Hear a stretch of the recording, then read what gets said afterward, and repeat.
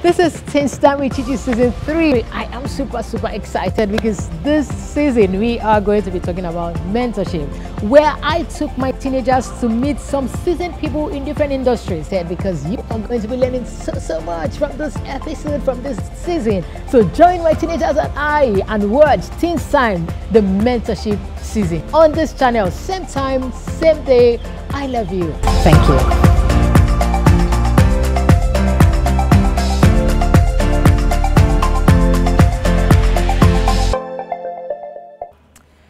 Crime in Nigeria has been something that is not new, it's not news, and it's not new. But I always believe that everything in life has foundation. What I mean is there's something that leads to something that makes something happen. Sure. Crime did not just start happening. People did not just wake up to get into crime, especially when it has to do with teenagers. You know, I'm very passionate about teenagers. No teenager was born a criminal, but because of the foundation that was laid, because of the environment that child was raised, I believe that is what would give someone the idea of getting into crime. This is Teen Time with Chichi. Today's show, we are going to be talking to someone I have a lot of respect for. When I got to hear about him, and I somehow we interacted and all that, I just told myself, this guy is a hero.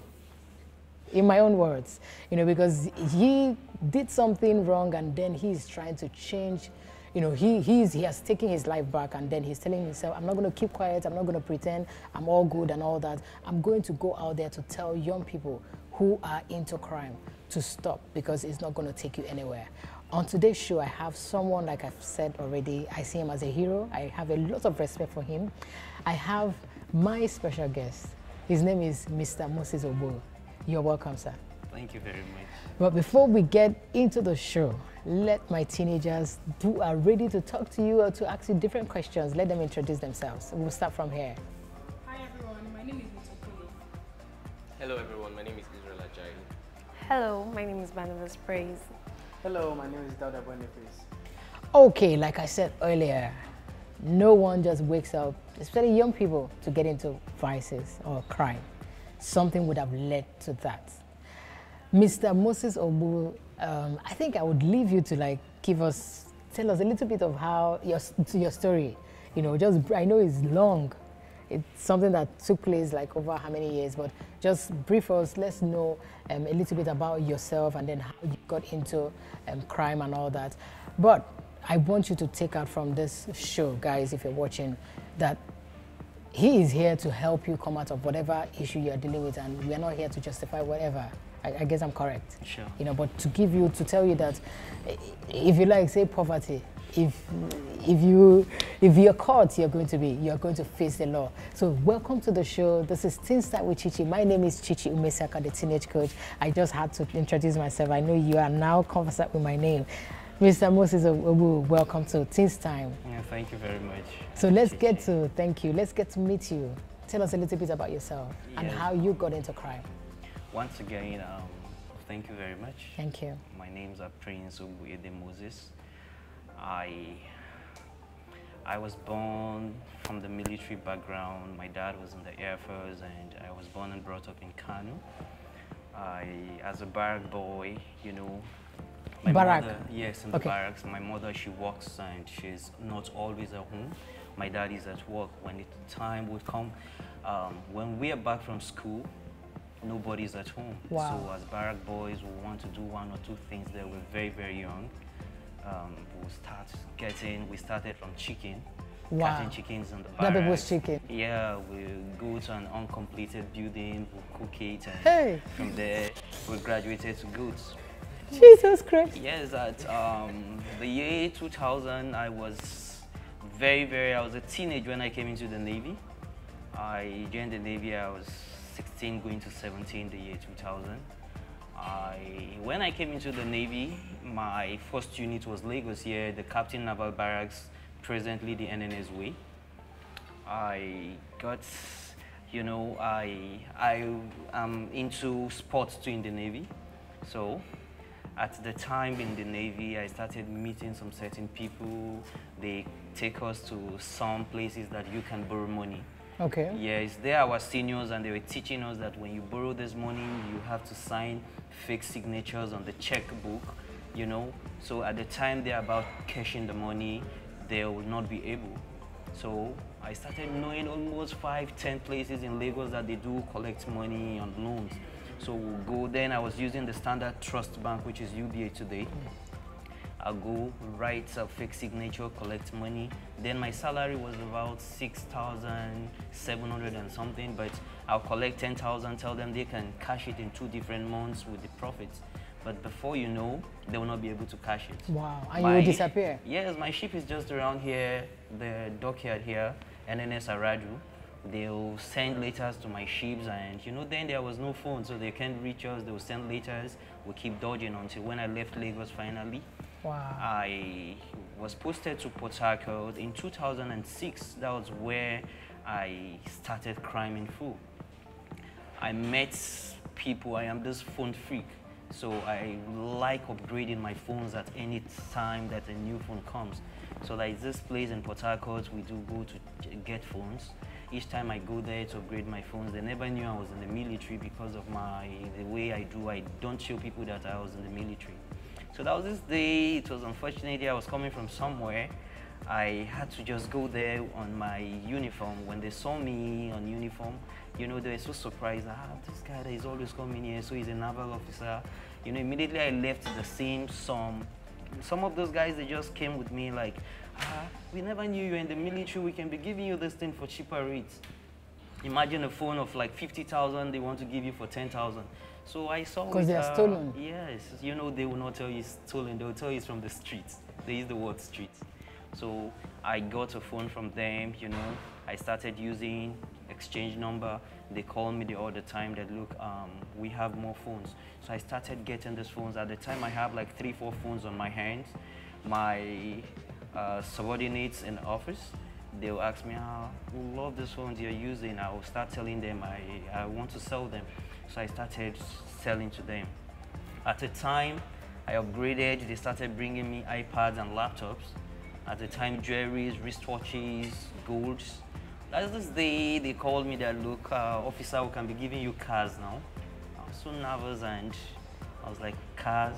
You know, those same guys, they started telling me, you're an officer, the police will not stop you, even though there is no papers.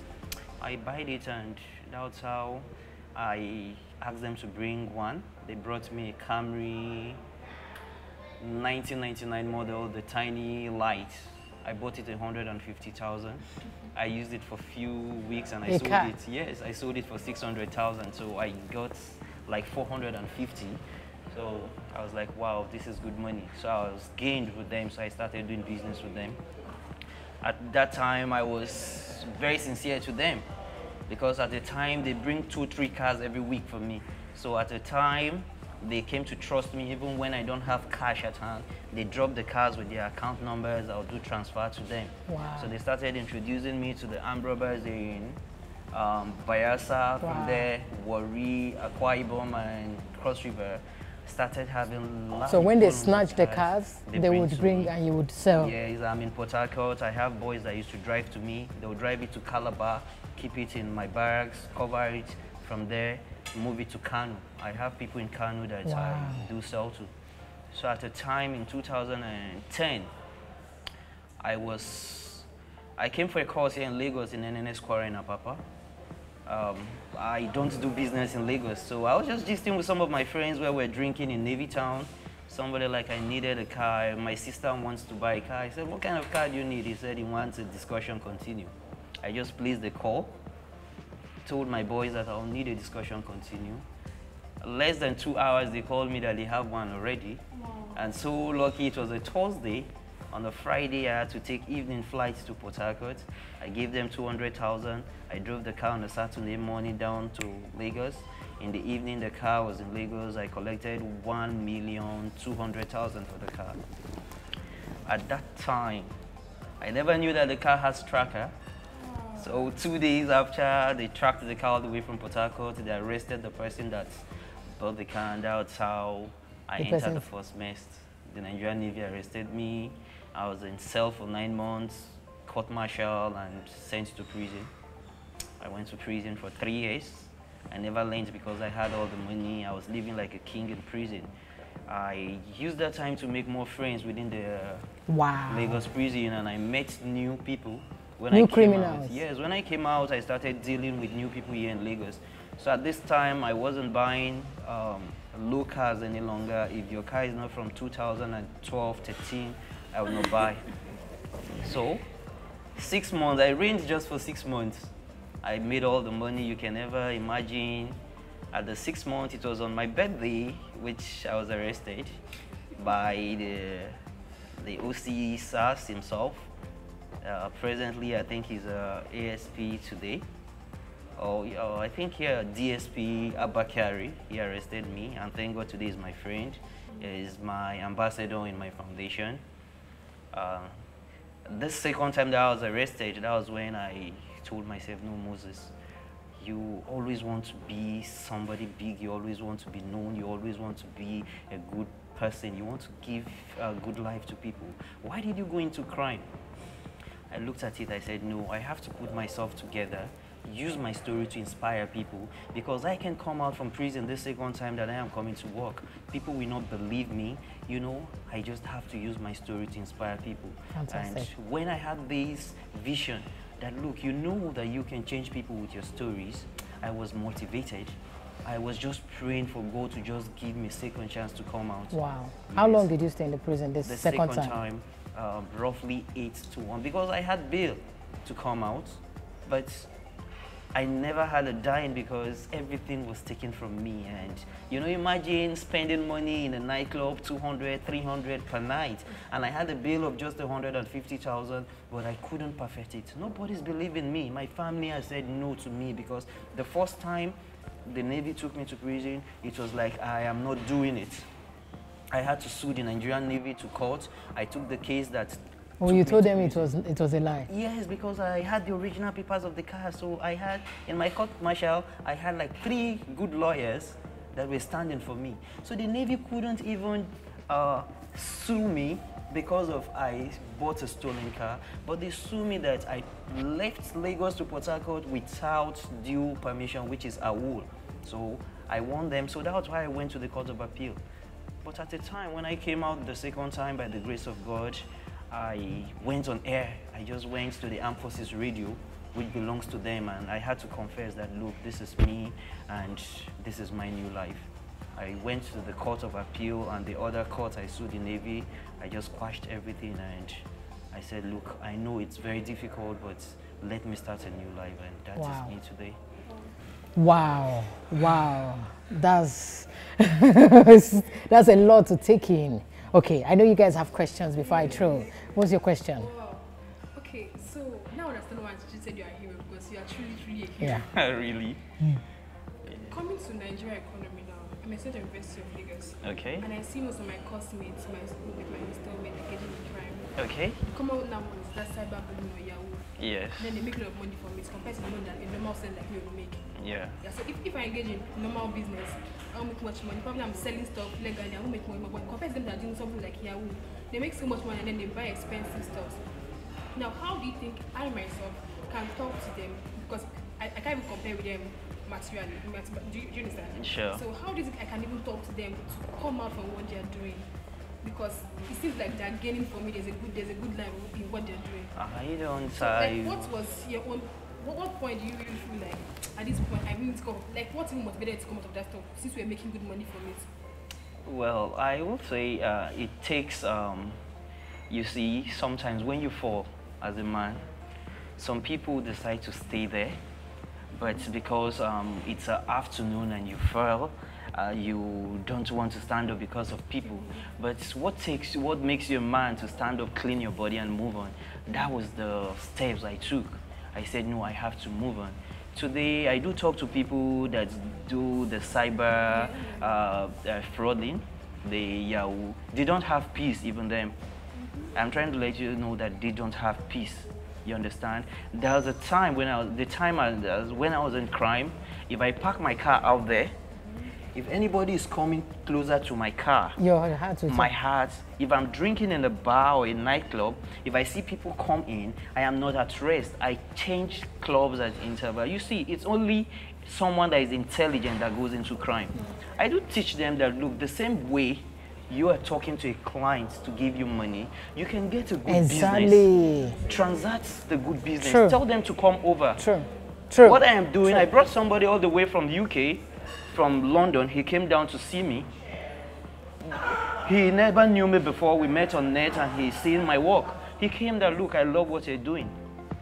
Right now, I'm in partnership with the first Miss Black Africa Great Britain. She's a Zimbabwean, Rovimbo. She's in the UK. She's the CEO Inflame the Dream Foundation. Why into partnership? Because she sees what I am doing Exactly. is right. And they are So legal. the same Exactly. way, True. if you're not intelligent, you can't go into crime because you have to do a lot of calculations Yeah. and so many things. So you can channel you that. can still tell them that instead of you doing these things that you don't have rest of mind. Why can't you go on it legally and you have rest of mind? Thank you. Thank you. Thank you. Very much. Okay, Mr. Moses, I'm very, very inspired by your story, and indeed, I'm really, really impressed. But my question would be, now, a lot of teenagers or a lot of youth, even before joining, there's this peer pressure mentality that they have. Like Ruth rightly said, she can't really materially meet up with the standards of her friend in Unilag. But then, a lot of people are being pressured that join us, like, especially for cybercrime, join us, we are making good money, there's no way we'll get caught. People are offering to teach them, especially those that probably they grew up with a poor background. So what's your advice to those ones on how they should actually handle the situation without being influenced? Well, the truth is that you see, what you're trying to say is that those in crime now, those in the cyber are trying to influence, Yes. yes, recruit new members. That is saying you have so many of them that I am nurturing, and most of them are out. And you see, even the cyber today, they are even complaining that it doesn't pay them any longer. You have to go to add an extra, which is called the plus. You understand? Which you have to go into using diabolical ways to confuse your client. You understand? I know so many people are from the poor background and they are into this stuff, but there is nobody that's in that Yahoo stuff. You understand that whatever that you see that this person has something really Tangible. big that's doing, something tangible. You understand? So, like, what exactly I am doing when I talk to youth, teenagers, I try to let them know that, look, you don't even have to give audience to these people, because when you start asking them, you want to know. That is when you say, okay, you want to start it, you want to try it. Sure. But when you don't give them that audience to even come into you, I think that's no way you want to do it. Just like me, I went into crime because I was greedy. I was working. So many people want to be a naval officer. True. You understand? But so many people, they don't even have it at all. True. But if you look at the persons you're talking, these people you're talking on Yahoo especially, they are not persons that become the people that they want to earn something for themselves. They want to live extra.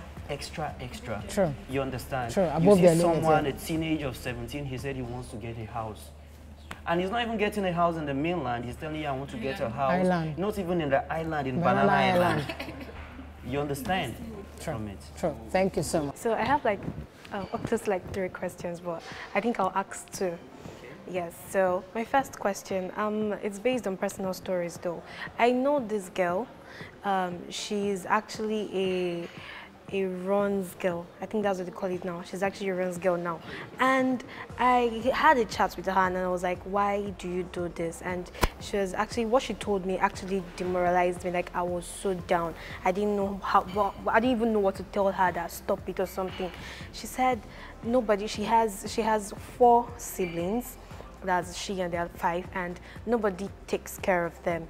Their parents are dead, and she was living with her uncle, but her uncle does not take care of her. Nobody, they don't even look at them. They don't ask them, have you eaten? Even when she entered, the money she used to enter school was through this runs business and all. Do you think that is enough reason for her to venture into such business, and what do you think she can actually do apart from that? Because if you're telling her not to do this, you have to tell her, okay, these are other things you can do. Thank you. Yeah, thank you very much. It's a small one and a very difficult one. The truth is that you see, whatever you want to do, you understand, it's not because of you don't have money, you don't have parents. It's not an excuse to go into prostitution. You understand? It's not an excuse. I'll use myself as a case study. When I came out from the second time, I had no dying in me. I had the vision of raising a foundation. I had my proposal made and what? People were telling me you need money to start this. But I looked at it, no money. But I said, ideas are money. You understand? I started without nothing. I had no house, nothing. My family has said no. But today, I know where I am going to. You understand? I know the people you see, Nigerians, even if you don't prove them, they don't approve you. True. When I came out, I said, okay, I'll go to churches. After all, they've been coming to the prison to talk to us. I'll see them, they'll help me. I went to churches, but they Exactly. You understand? True. I never believed if there is any church that can help my cause. I believed that thing I want to do. Once your determination, you understand, you have that drive, the determination, you will definitely get what you want. She has not tried other things. Exactly. If she tries, do you know that there are so many people in runs that they don't even get customers? No, I'm giving you that. True. There are so many people that are into it, they don't have customers. True. So why are you doing that if you feel it's a business? Why can't you look for something else to do? Exactly. If you start selling pure water from a bag, if people know that the cost you're selling this thing is for it's this, cheaper. Yeah. people will buy it. True. Government can do. In what way do you think? Yes, the government can play. Yeah, the role they can play to stop crime. Well, I should say that crime is not something that can just stop like that. It's something that we're trying, what we're doing is to take it to the barest minimum. Yeah. You understand? We are promoting it in our way. It's not something that the government alone should do. You understand?